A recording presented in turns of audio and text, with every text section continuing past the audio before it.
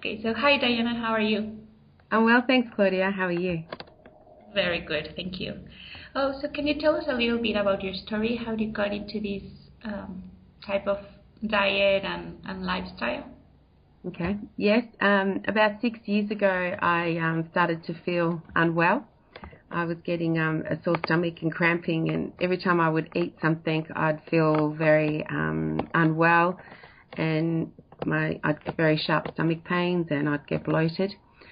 So I started to go see a doctor and got many tests, many x-rays, and they weren't able to confirm what was wrong with me. And this continued for quite a few years.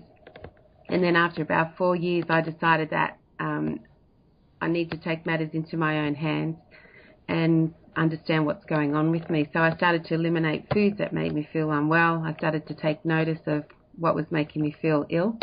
And I started to keep a diary. And along the way, I would read and learn things and Google things. I'd meet people that could help. And I basically decided that it's probably best to go natural. So I'd seen somebody early on that was a naturopath that gave me some help. And then I went and did some cleansing and some detoxification programs. And then I actually met Nicole Van Hatten then and some other amazing people. And I went on a raw juice fast and kept that up until I realized that that really wasn't working. When I juiced, my stomach was flat and I had no pain. I wasn't unwell at all. But as soon as I started to eat solids, I had an issue. And I didn't realize at the time, but when I was eating raw food, my digestive system couldn't digest the fiber. So I had lots of issues with that. And then I was put onto another naturopath that was just amazing, and he helped me. And working with that naturopath, he identified that I had chronic irritable bowel. I had about 4 food allergies, couldn't eat eggs, almond, soy, or eggs, or dairy actually. So I had about five allergies. And then I just started to, again, watch what I ate, eliminated foods. He identified some supplements that I was needing, and I started my holistic journey. So everything about me now means sun, water, getting out and exercising, watching what I eat, sleeping well, meditating, doing my mindfulness. I don't need anything packaged, nothing that comes in a box. Everything's fresh and mostly organic. And I don't take any sugar, no gluten, no dairy. Yes. Was it hard for you to make the decision, besides just finding out, because that's the first part, just finding out what it's getting you sick? Yes. So making the decision and these changes, was it easy or hard for you? For me, it was easy because I was so desperate to get better, and because I didn't know what was doing it, I would stop eating if I had to. Like, it got to that point where I just didn't want to eat anymore. So no, I was quite relieved that I could start removing foods from my diet. And people ask me now, like, oh, you don't get to eat much or a lot of variety. How do you feel? And I said, oh, I feel fantastic. I don't need that food. And they're a bit surprised. But I think what really helped was when I did the fast and I did the detox. When I did the very first one, I did about 3. I went away to Thailand to do 3. And then I did the rest myself. The most I did was a 16-day juice fast. Mm-hmm. And I think when I did the actual detox over in Thailand, where I was doing the colonics as well, it allowed me to remove all the sugar and gluten from my body, and all the cravings went with that. So I no longer craved anything like that. So I haven't been eating those kinds of foods now for over 3 years. How are you trying to help people promote this lifestyle? I've realized that you can't preach because unless people are ready, they don't want to hear it. So what I tend to do is just lead by example, and people ask me questions. I've co-authored in one of Christine's books, One Crazy Broccoli. So I tell people about that, and people that are interested, I give them a copy. I've bought, a box full of them. Or most times people will question and ask me. We go out to dinner and they'll see that I eat very differently, and they'll ask me questions. So I will let them know. I have a Facebook post as well. And I'm in a page, and that page, I know people have liked it because they're into the same thing as me. Mm-hmm. So I feel very comfortable to share things there, and I always put things up there, and I feel like, I have an audience that are really interested in what I do, so I tend to stick with them. And do you think that this lifestyle is catching up to the world? Oh, yes, definitely. 'Cause I think the kind of lifestyle we live is only for intelligent people, to be honest. People think, to be healthy, it's expensive, and you just say things like, well, what happens if you get a disease? What happens if you end up with cancer or a tumor? How expensive is it then? Mm-hmm. When you remind people that they should invest in their future for their self, for their family, for their children, it's not a difficult process. But from when I first started learning about, holistic health and eating well, and mainly a plant-based diet, that was about 6 years ago now. And now if I look on the internet and I look at people and I look at the paleo restaurants and I look at other cafes that are available around the world, it's just incredible. There's a very big movement, which is great to see. And I think the trends are showing that it's only going to be stronger and it's only going to impact more people's lives, because once people get it, they don't turn back. Yeah. That's what I've been seeing, and it's for some people it's a slower process to start changing. But but it's true. Once you're more conscious and you actually start reading information and reading what you eat, and you double think of what you're going to put into your body. And you feel better too. Like you see that your hair glows, you see that your face is glowing, you see that you don't feel the pain. And it's just, when it naturally makes you feel good, you just want more of it. And you realize that you're not taking any medicine to feel like this. It's all natural. You're on a natural high every day, and there's nothing better than that feeling. So what besides all the allergies that you have, yes. How do you think we can help people with this book? Well, I think the book's a brilliant idea, because a lot of people don't have time to stop and think, and a lot of people think to cook healthy takes a long time, but like I only normally use 3 or 4 ingredients. And on weekends when I have more time, I make, energy balls and, even caramel slices. That's all natural, all healthy.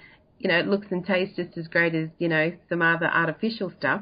But people just don't understand. And I think when Christine invited me to partake in this book, I was like, oh, what a fantastic idea. And the name is just brilliant.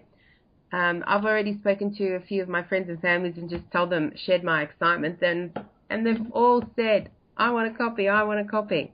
So I think it's, for this busy world that we live in, I just think it's really going to help many people.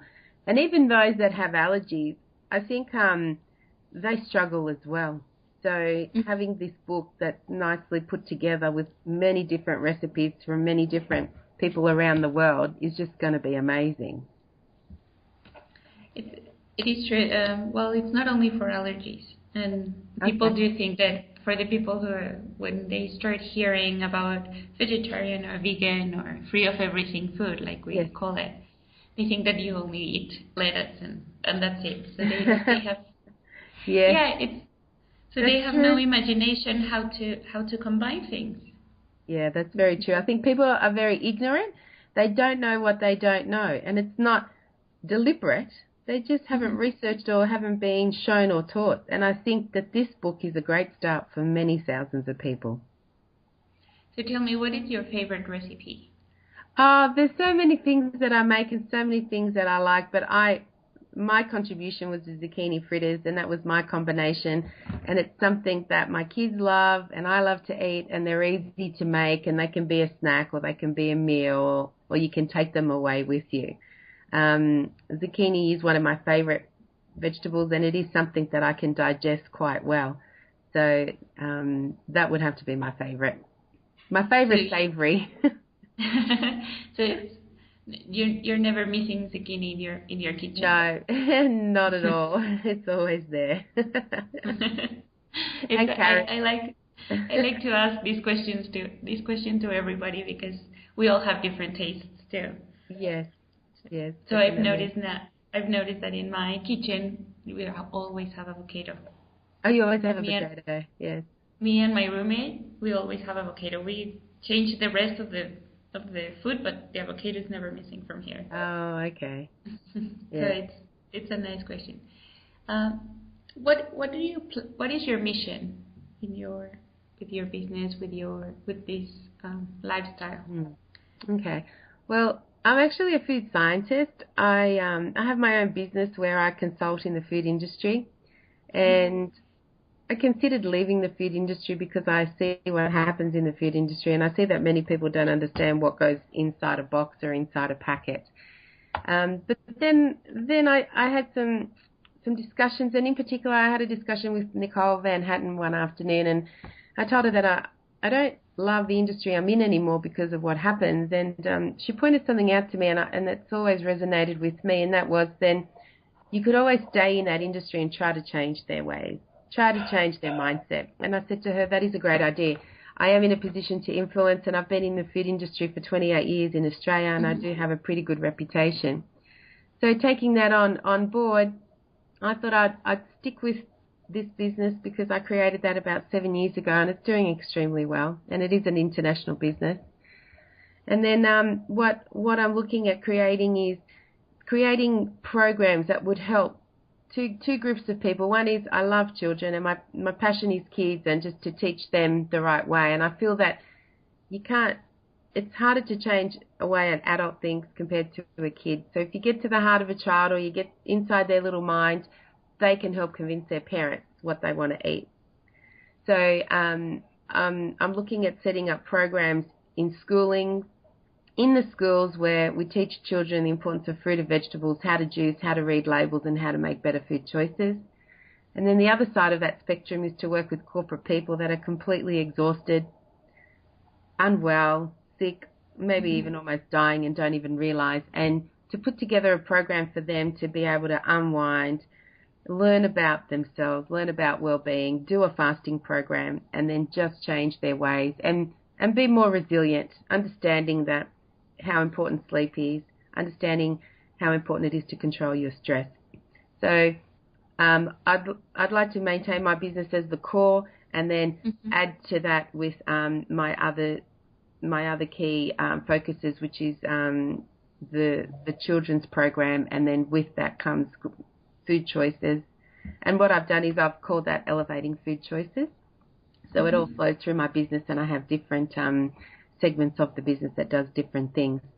I have my Facebook page. So like my plan is to make a difference in this world, sharing my experience and getting people on board that have the same goal, same desire, and I guess the same intention of raising their kids as healthy as they possibly can to give them the greatest opportunity in life. And how do the kids react when you talk to them and tell them all this? Oh, my kids love it. They really do. Like my kids have taken initiative, and they're the ones that started the school program. My surname is Green, and my children, when I came back from Thailand, I was Skyping them during my trip every day to say hello, and I was telling them what Mummy was doing. And by the time I got home, my children said to me, "Oh, Mummy, we want to do what you're doing. We want to be healthy like you." I was like, "Really?" And I said, "Okay, sure." So the first thing we did was we cleared out the pantry. And I remember they were crying. Not the peanut butter, not the Vegemite, all of it, the cereal in the bin. And I still remember that was about 4 years ago. And my kids don't eat anything like that anymore. But they don't miss out. They have biscuits, but I make them, or, their dad makes it. They have, we have bread, but we make our own bread with organic brown rice or spelt flour. I make them muesli bars. I make them raw chocolate. I make them protein balls. So, they make their own juices now. They pick and choose what they want to make. So they just don't go without. They have everything there. And they even took it one step further. Have I lost you? No, I'm here. Yeah. Okay, the screen has frozen. Oh. Yeah. They took it even one step further, and they went to their school and they asked their teacher if their mum can come in and do a health workshop to teach their classmates about health like I teach them. So basically what happened was I went in and started these workshops, and I did all of junior school. I did about 300 children, and because my surname was Green and we were making green smoothies, they started to call me Mrs. Green Smoothie. So that's actually the children's program that I would like to continue to set up and run throughout the schools and have stay-at-homes mum run in their local area in their schools. So I was quite impressed with my kids, and then that led to another workshop. And this new year has started. They've all gone back at school, and they've already come back and said, "Oh, Mum, we've talked to our teachers, and yes, we want you to come and do a health program." So my kids really embrace it, and they're very outdoor kind of children, very sporty. And then what I've done with them is so that they're not too different to everybody else. Like my kids have the most healthiest lunch boxes at school. They don't have sandwiches. They have salads every day and fresh foods, fruits and things, snacks. But what I do is on the weekend, every Saturday, they're allowed to eat whatever they feel like eating, and it doesn't matter what that is. Like I don't even give my kids much red meat. They eat organic meat once a month. I don't eat any of it. And if they feel like having a hot dog at the soccer, they can. If they want a ice cream from the shop, they can have that.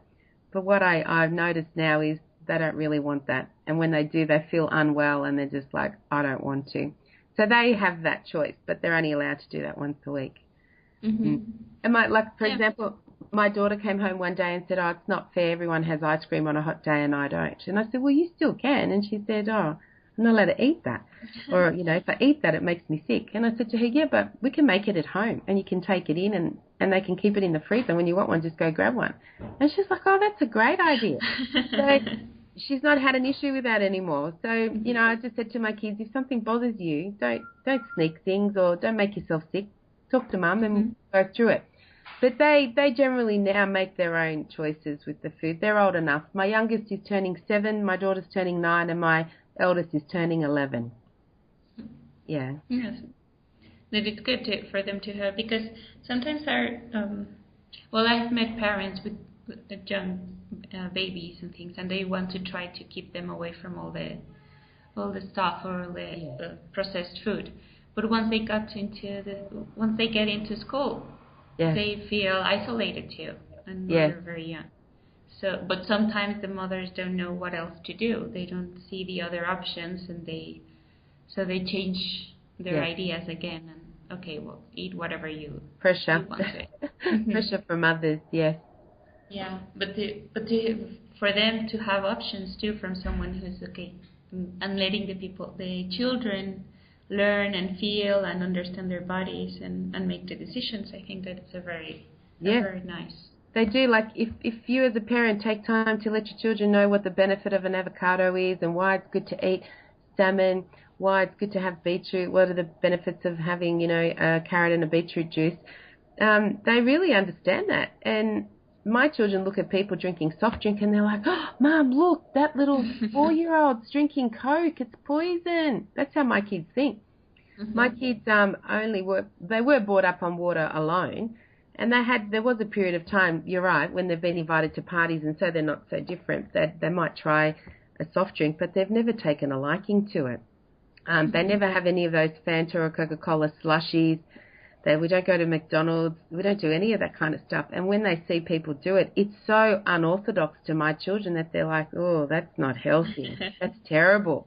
So they really help spread the word as well. And they truly believe that. My kids will see someone smoking. They'll say, with such a genuine look on their face, "Mum, why is that woman smoking? Don't they know it'll kill them?" So when you tell them that a fresh apple juice, carrot juice, with beetroot is good for you for these reasons, then they'll be like, "Oh, can I have one?" Because their mind knows that it's healthy and it's the right choice. So if you take the time and teach them, the results are amazing, and they drive it themselves. You don't really have to do much. But I think you've got to get started at a young age. It's too hard to change a 15-year-old once they've been drinking Coca-Cola for 10 years. Yes. So you've got to start young and teach them as they get older. Yeah. You have great spokespeople there in your family. Little ambassadors, healthy ambassadors they are. Yeah, adorable kids. So, do you want to share something else, or how people can contact you for information or for help, or for you to go and have more schools to cover? Yes, well, my Facebook page is Wonders of Food, and I'm contactable through there. I'm happy to give away an email address if people would like to contact me. So that's basically Dijana.Green at elevatingfoodsafety.com. And whenever people contact me, I always respond. So any private message that comes through Wonders of Food on my Facebook page, I'll always respond. Have anyone has any questions, then that's not a problem. And like I said, I generally post there quite frequently. Not always what I'm doing privately, but I do have a Mrs. Green smoothie Facebook page as well. And that's a picture of me in a cartoon with a green outfit on, like Superwoman, but Mrs. Green smoothie flying in the air. And again, anything related to kids, any questions about how to change kids' behaviour, how to change towards eating, any ideas for food. And I do that at work. Some of the women come up to me and say, oh, my child won't do this or they won't do that. What ideas do you have? So more than willing to share whatever I can through those pages. Yes. Thank you, Dijana. Thank you for everything. It was very nice meeting you. Thank you, Claudia. You too. Have a Thanks for the opportunity. No, thank you for your time.